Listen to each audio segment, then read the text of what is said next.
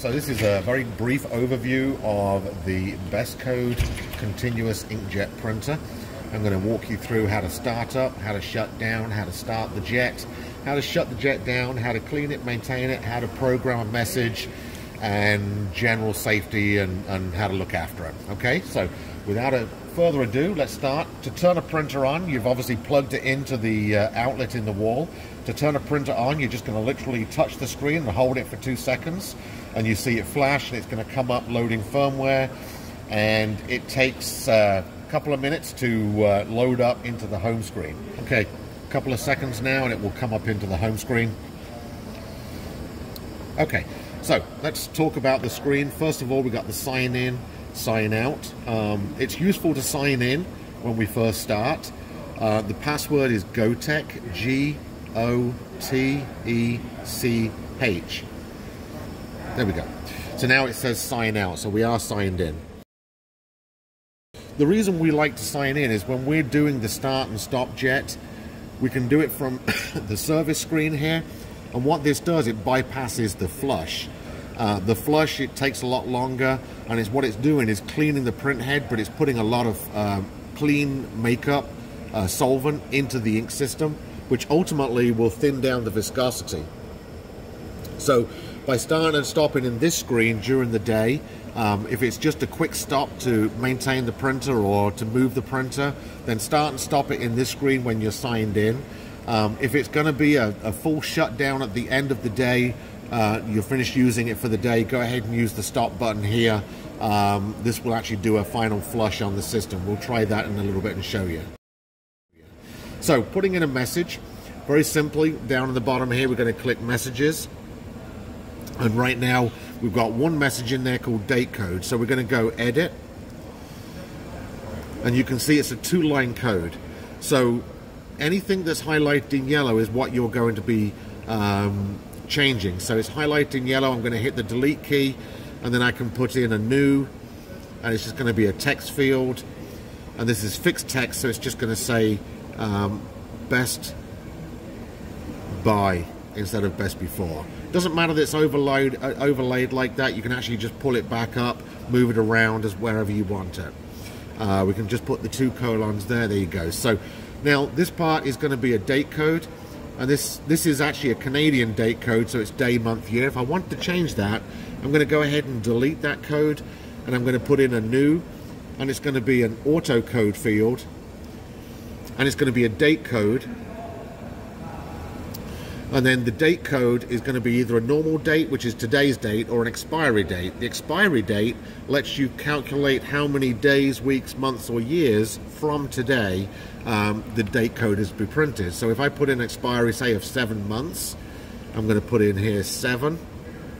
So we've got 7 months in there. This now, the bottom part, is the format of how it's going to appear. So month, day, year with the backslashes is the American way. If I wanted the UK way, I would do it that way, which is day, month, year. But as you see, I've got a whole different set of month, day, 4-digit year with backslashes, day, month, year with backslashes, 4-digit year, month, day.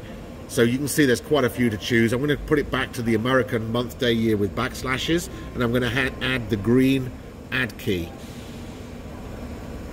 And let's put it in there. We can now move this to where it is. This here is a time code, hours and minutes. To put that in, we're going to go new, and it's going to be an auto code field again. It's going to be a time code. The time code is hours and minutes, like that. Add that in, and now I can move this around. You can fine tune it with these arrows depending on where you want it. All right, or you can move it up to the top, wherever you want to put it. Once you've done all that, you can go ahead and hit the save. So we've saved the message. What we want to do now is select this message for printing. So if I go up to here and select this one, you see this little printer will move up to the top. So to choose date code, you see it gives me a nice preview here, and I can go ahead and select this one for printing. One thing I didn't show you, if I just go back into the messages and edit this printer, edit this message again, one thing I didn't show you was we can actually do 1 line of code as well. And the way we do that is from the font, We can take this template here from 2.7. We can now take it down 119, 112, 19, 17. So now I can make all of this. Put that there.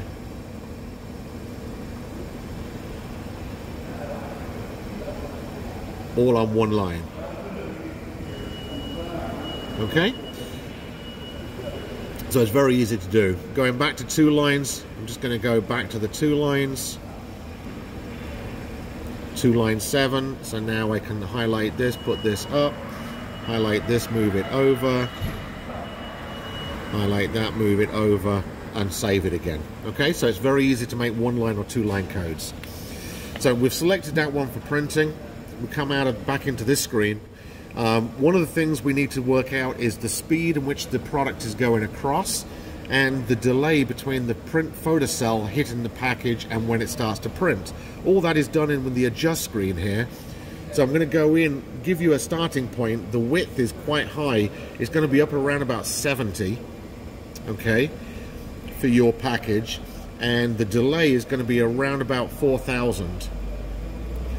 That will get it so that at least it appears on the product. And then the last thing you have to change is this, which is the normal direction of travel. We are actually printing in flip mode, so from right to left and ups and the right way up. Once you've done all that, you can go ahead and hit save.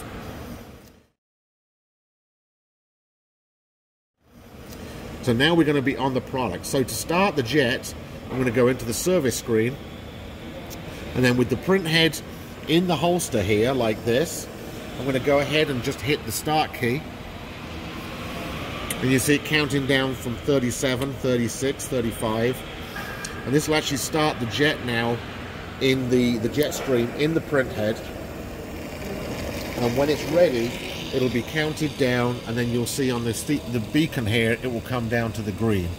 It's ready for printing.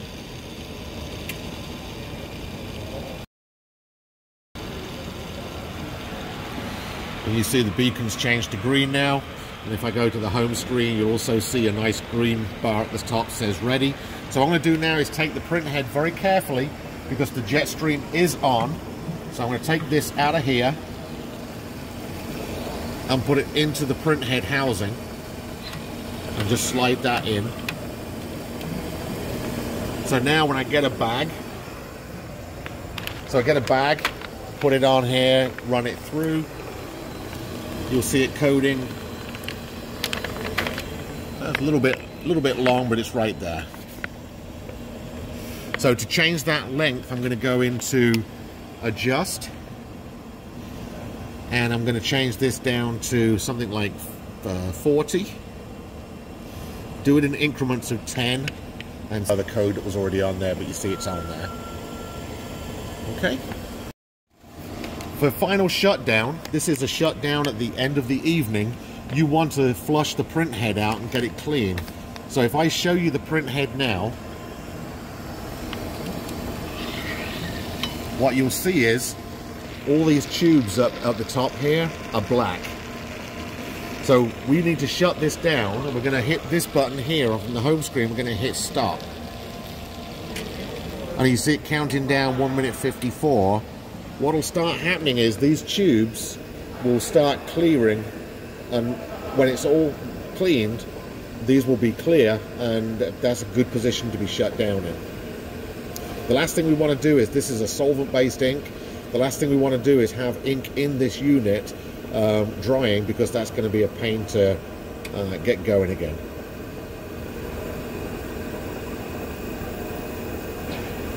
So you can see there that it's cleaning the tubes.